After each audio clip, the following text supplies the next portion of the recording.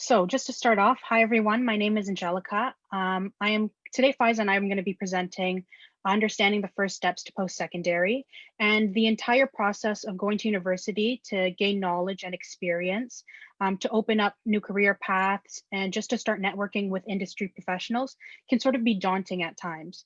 So we really wanted to help you understand the people, groups, and networks, and also the tools that are in place to help you succeed in your post-secondary career. And this is really what we want to be focusing on. So what we're going to cover today are the basics of what a successful transition into post-secondary is going to look like from the perspective of an adult student.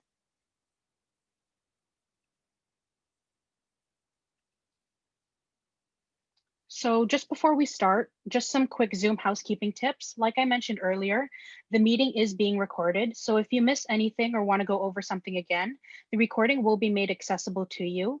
Next, because it is being recorded, feel free to leave your video off or on, just whichever you feel most comfortable with. As for your mic, please leave it on mute.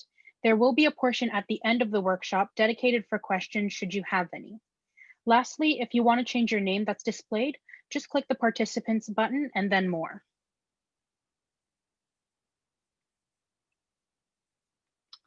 So first off, I would like to introduce you to the Adult Day School team. As I shared earlier, my name is Angelica, and I am currently a third-year student at the Schulich School of Business. The other facilitator is Faiza, and I'll let her quickly introduce herself.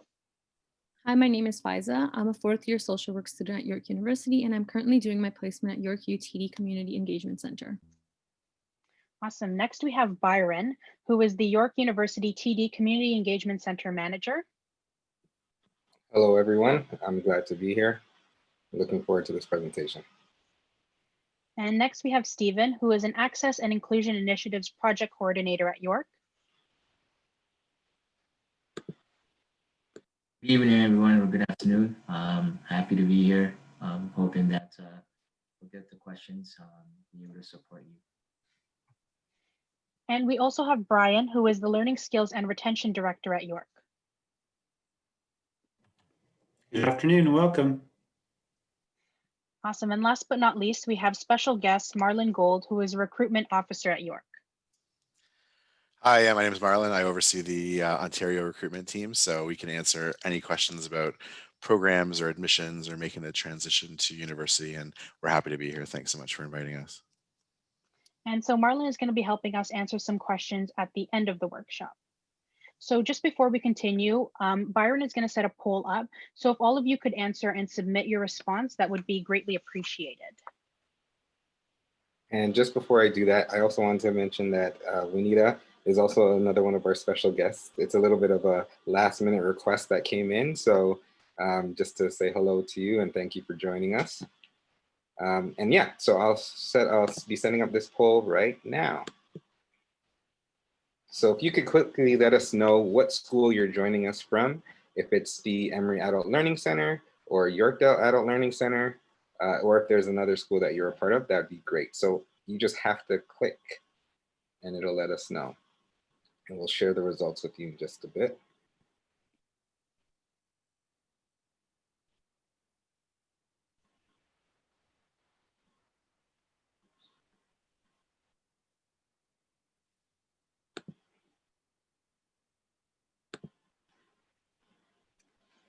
All right, we'll give it one more minute.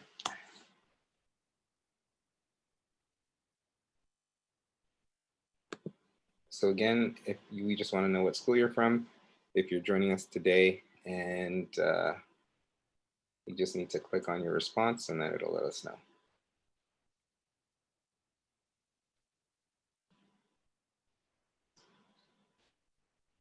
All right, 10 seconds.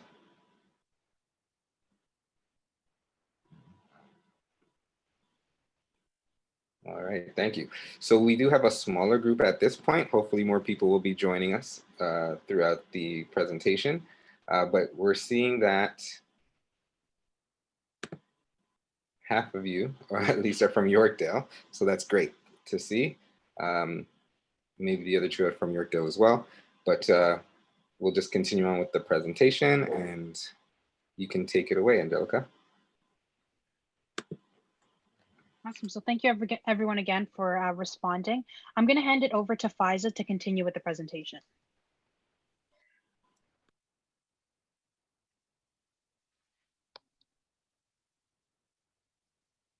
Okay, so the University of North Texas defines a land acknowledgement as a formal statement that recognizes and respects Indigenous peoples as traditional stewards of this land and the enduring relationship that exists between Indigenous peoples and their traditional territories.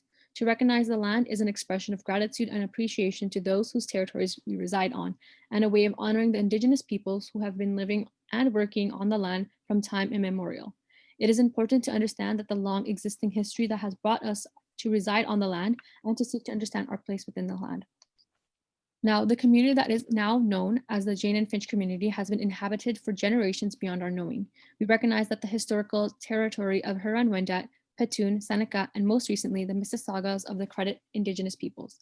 This territory is covered by the Dish with One Spoon Wampum Belt Covenant, an agreement between the Haudenosaunee and the Ojibwe and allied nations to peaceably share and care for the lands and resources around the Great Lakes.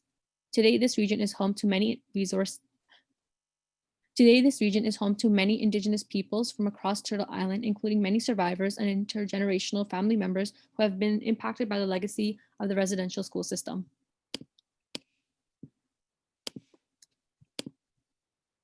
Now, there are a lot of thoughts and emotions tied to the idea of post-secondary. For example, these can be feelings of excitement, nervousness, enthusiasm, and more. What you may notice is that these emotions that you are feeling are very similar to those in similar situations as you, like other people in this workshop. So I'd like to invite everyone to click the link in the chat and share the first word that comes to mind when thinking about post-secondary.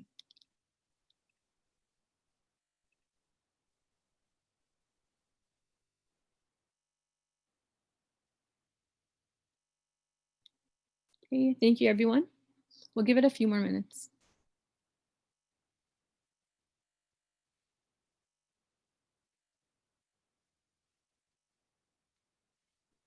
Okay, now while the concerns one faces regarding post-secondary vary from person to person, we have highlighted the main and most present concerns that we feel are most widely felt among potential students. The most common concerns people have of post-secondary include 1, smooth integration into a new environment. This consists of not knowing what to expect, especially because this may be a brand new territory for most people. It may also consist of not knowing how to transition into university, or having questions such as how to get started, who to reach out to, and how to get in the swing of things, and possibly not even knowing if post-secondary is for you. Number 2, managing the course load along with personal responsibilities such as taking care of family, work, and other responsibilities. And 3, this is usually on the top of the list. Tuition fees along with other expenses such as textbooks, laptops, and course codes can definitely start adding up. This consists of wondering how one will afford to attend university, and COVID-19 has definitely made the situation a lot more complex.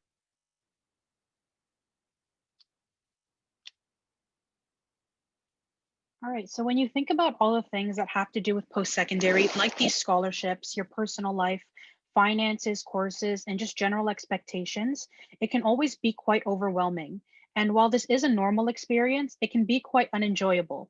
And so we definitely want to offer some advice and tips about how to properly and healthily deal with all of it, because it is possible. Achieving all these things and more are achievable with the right starting point. And having the right mentality going into this new endeavor is definitely the first step to achieving success. So the best way to power through all of it is to work on building your resilience and keeping in mind that you're going to get through it. There are so many groups and networks available to you to help you throughout your student career, and Faiza will be going through them shortly. But from here on out, just be confident in your abilities and your potential, not only as a student, but as an individual. Develop coping and control mechanisms that work for you and help you process these challenges. Examples of these coping mechanisms could be exercising, talking to people, or simply just taking a break. A large portion of success in your student career will be about adapting to change. So just embrace it and just remember what you're really going to post-secondary for. Lastly, ask questions. Navigating these waters can be overwhelming, but asking questions will help you get a clearer view of what you want, where you need to be, and how to get there. So I'm sure we've all experienced the changes that has come from COVID-19, and we've all had to build resilience to get through these past few months. And some may still be slightly discouraged because of it. But some tips to help with these changing times are to accept what we can't change and rather focus on what we can control. Remember that this won't last forever, and most importantly, practice self-compassion. These can be really trying times, so don't be so hard on yourself and take the time to do things that make you happy. If you guys want to hear more about building resilience, feel free to look into the link that was posted in the chat. So obviously COVID-19 has affected student life, and I'm sure you've had firsthand experience with this, and you might be wondering what fall 2021 is even going to look like. Well, the short answer is we don't exactly know yet, but that doesn't mean we shouldn't proceed with trying to attain a post-secondary education. The reality of it is that there are three possible scenarios for students. The first scenario is that all classes may be in person, like it was before COVID-19. Second, all classes may be online using applications like Zoom, which I'm sure you've had some experience with. Or three, it may be a blend of in-person and online classes. But regardless, you are going to figure it out and adapt to the situation with the help of the university and also various groups and networks. With so many current responsibilities, going to university may seem far-fetched. Now, stepping into this new environment can be overwhelming, but it's important to note that there are multiple resources and services available to help you tackle your concerns. And not only will these resources tackle your concerns, but they offer a community. These resources will put you in touch with people who know what success looks like. It will allow you to meet people in similar situations as you, and it will give you the tools to build on your technical knowledge and skills to ensure that you have a successful student career as well as a successful professional career after school. So let's start identifying these resources. Now, it is extremely helpful to know what services are offered to you. There are counseling and services along with developmental services, which will help you be in contact with people that can help you pave your academic success. And it's specifically catered to you. Now, the second thing is that there are financial advising services as well to help you pay off your tuition and sort of understand your tuition fees. Next, we have academic services, which is a service offered to create plans to help you be successful in your university career through monitoring your grades and making sure that you're taking the right courses.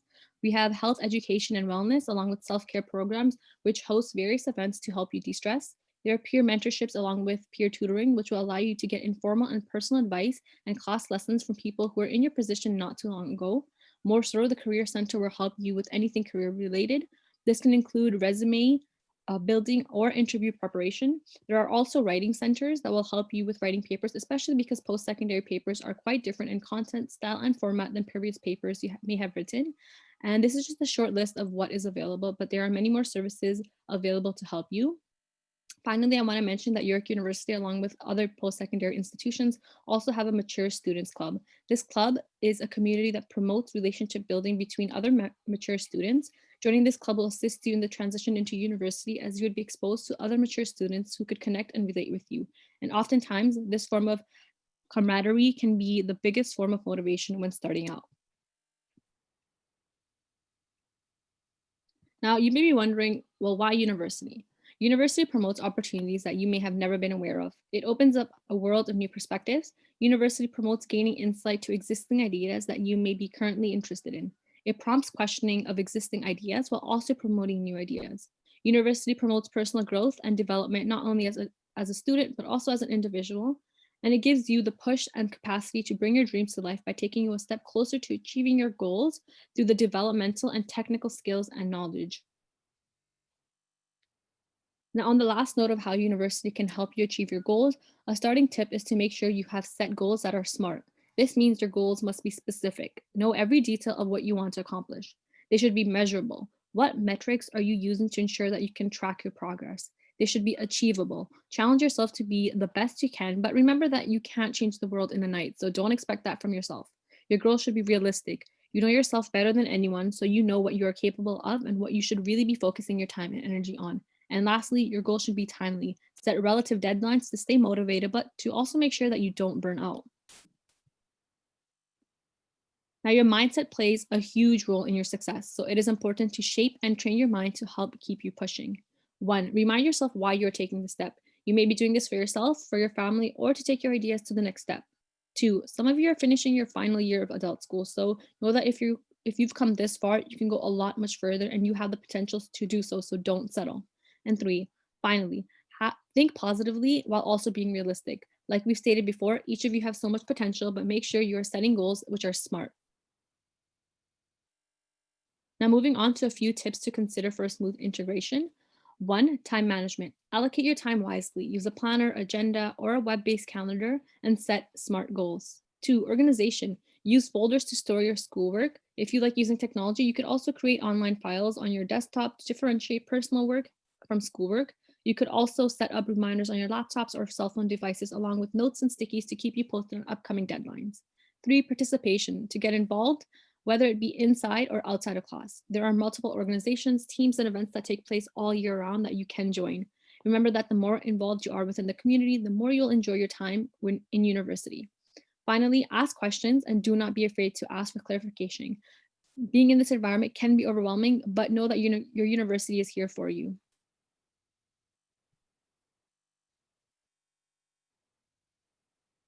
Now that we have started to pave a path to post-secondary, we want to hear from you. What are future workshop topics that you would like for us to cover to help better prepare you for post-secondary? For example, do you have any specific programs you want to hear about? Do you have any questions about the actual campus? Are there any university resources that you may be interested in? If you have any suggestions, please feel free to share them in the chat.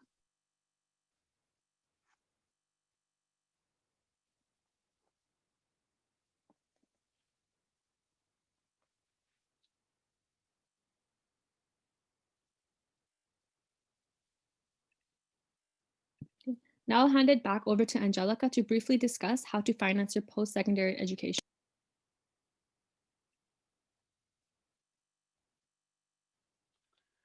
So some people feel that finances are one of the biggest things holding them back from university or college, but knowing what types of financial aids are out there to assist you is half the battle.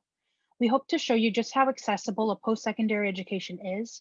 And so in the next section, we're going to briefly go over the ways that you can finance your post-secondary education. So first, I'd like to talk about scholarships. And these will typically be merit-based, meaning grades, community or sports involvement, or even any initiatives that you've taken. And broadly speaking, we can separate scholarships into two types, internal and external.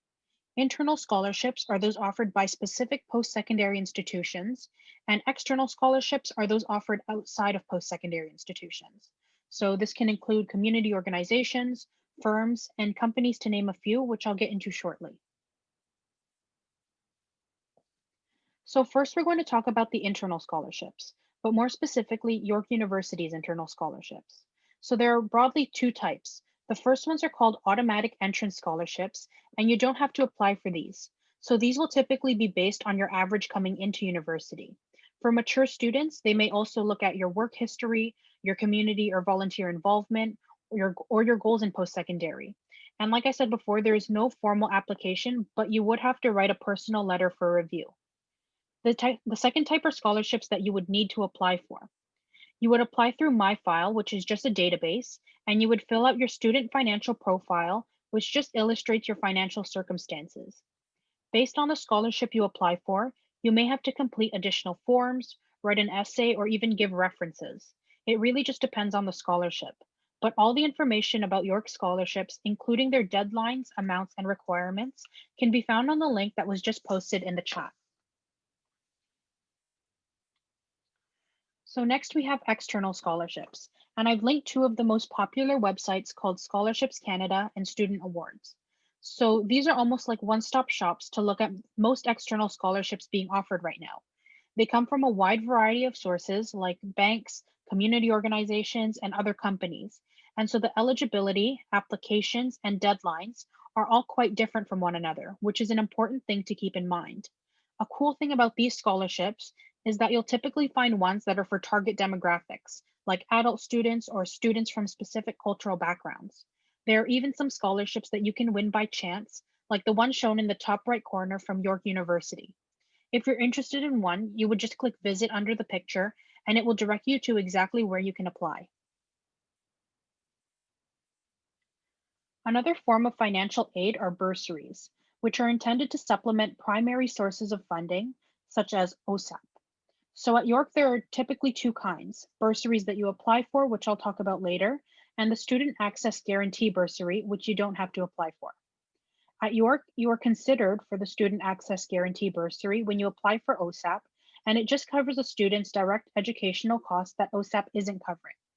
So let's say that your direct educational costs are $8,000 and OSAP can only cover $5,000. Let's also say that you got an entrance scholarship for $1,000 and you have an employment income of $1,500. So right now you still need $500 to cover your direct educational costs. Without applying, you would be given a $500 student access guarantee bursary to cover these costs if you meet the requirements.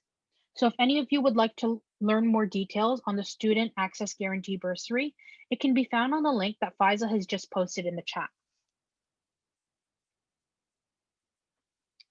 So the bursaries that you have to apply for are on the same link where you would find York scholarships. And similar to the scholarship process, for a bursary, you would have to apply via My File and complete your student financial profile. And Faiza has linked where you can find SFP details in the chat. The website will list all the bursaries being offered, as well as their application deadlines, their amounts, and their eligibility requirements. Another option to attain financial aid would be through campus work opportunities, and York offers 3 types. There is the Work Study Program and LEAP program for undergraduate students to gain experience through a wide variety of jobs, and then there are also RAY positions. This would be for eligible undergrad students, and they would have the opportunity to participate in research projects with York faculty. So if you think you might be interested in any of the opportunities, please feel free to click on the links provided in the chat. Lastly, the most common form of financial aid would be the Ontario Student Assistance Program, or OSAP for short. And OSAP offers 2 types of funding. They have grants, which is money that you don't have to pay back, and loans, which is money that you do have to pay back once you're done school. So if you're interested in learning more about OSAP or want to apply, I've listed a few steps you can take. First would be making sure that you are eligible to apply for OSAP. Next is checking how much you are relatively eligible for. We've linked the OSAP 8 estimator, which takes anywhere from 5 to 10 minutes to complete, and it'll give you a really rough estimate of how much you could get. If you're still interested in applying for OSAP, we've left the link that will take you through a step-by-step process about how to apply. Some things to keep in mind would be that you have to make an OSAP account to apply, to be aware of OSAP deadlines, which should be listed under your account. Remember that a more accurate estimate of funding is given after your application submission, and this is just because they now have a better gauge of your financial circumstances, which is illustrated in your completed application. And lastly, you need to make sure to check your OSAP account regularly because you may need to submit additional forms or update information. So we'll get to answering some questions you may have in a bit, but after attending this workshop, how do you feel about post-secondary now? You can click on the Jamboard link in the chat, or you can just directly write into the chat and list new or old feelings you may have about your potential post-secondary career. For example, do you still feel nervous? Are you more excited or eager? Really anything.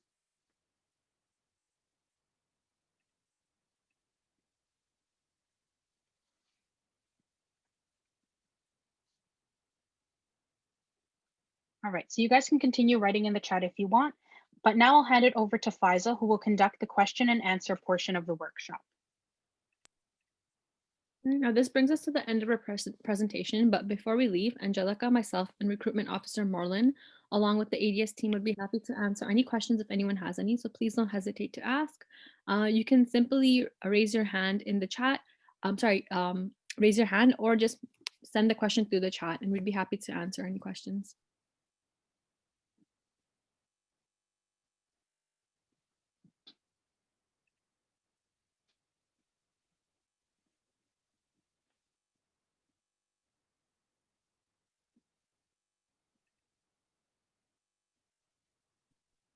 All right.